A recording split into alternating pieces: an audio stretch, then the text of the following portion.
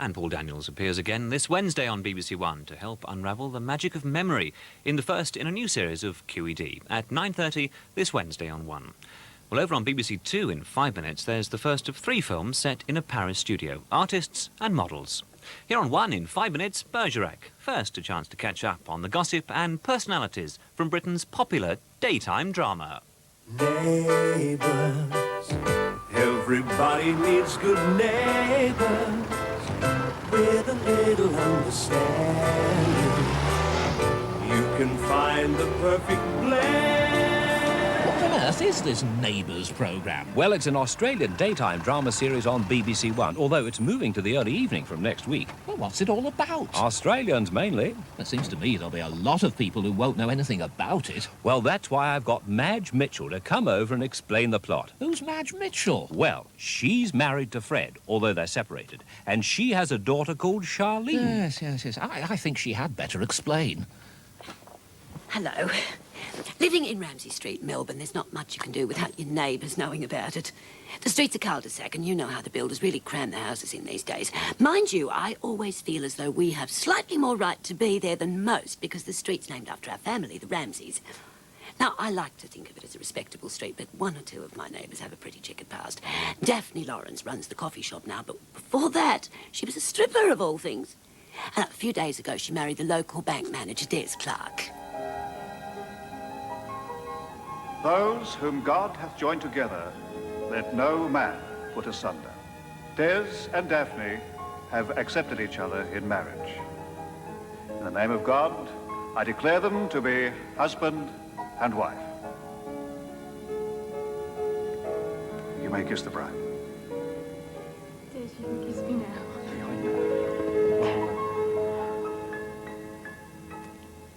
Oh, but as I was telling you, the Ramsay family have been in this area for a long time, and we're very proud that the street was named after my grandfather. One fact that my brother Max never lets me forget.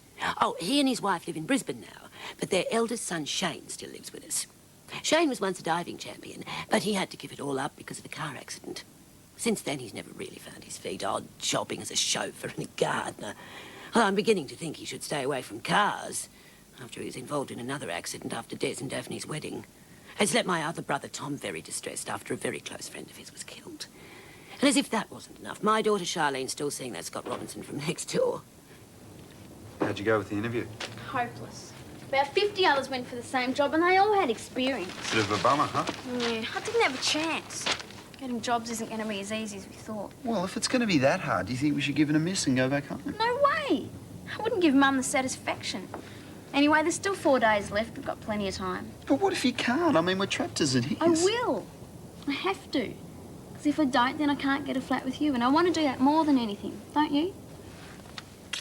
Mind you, his father, Jim Robinson's had to bring up the family alone since losing his wife.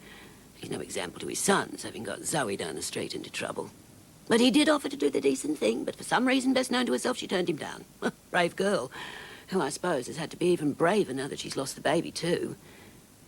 Jim Robinson lost his wife when she was giving birth to Lucy, the youngest, and easily, in my view, the most precocious child in the street. Her brother Paul, the eldest son, seems to be doing pretty well for himself. Now he's running the Daniels Corporation. He's a bit of a high flyer. And the one member of the Robinson household who does seem to have her head screwed on is Helen. Now, she's Jim's mother-in-law and a very good artist, amateur, of course, although she does mind her own business. Unlike Mrs. Mangle from across the street, who if I described as gossipy and interfering, I'd be being kind. If she gets bored poking her nose into our business, then there's plenty of material down at the place they call the Ape House. So called because it's owned by Clive Gibbons. Mike Young lodges there. He helps Daphne out at the coffee shop and seems to be very respectable. My daughter Charlene could do a lot worse, but as I was saying, the Ape House is owned by Clive, who, although he's a qualified doctor, gave it all up to become an entrepreneur and jack of all trades. Gorillograms being just one of his sidelines. As you can see, life in Ramsay Street can be funny, sad, even traumatic. But there's never a dull moment, especially with neighbours like mine. Neighbours, everybody needs good neighbours with a little understanding. You can find the perfect blend. Neighbours should be there for one one another.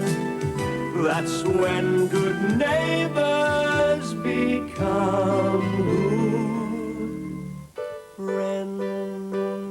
So that's Neighbours. When's it on? Weekday lunchtimes with a repeat in the early evenings. So, are you going to watch it? Might do. Well, now on BBC One, the island of Jersey seems the ideal place to get away from it all, especially if you've some stolen diamonds and the protection of Jim Bergerac.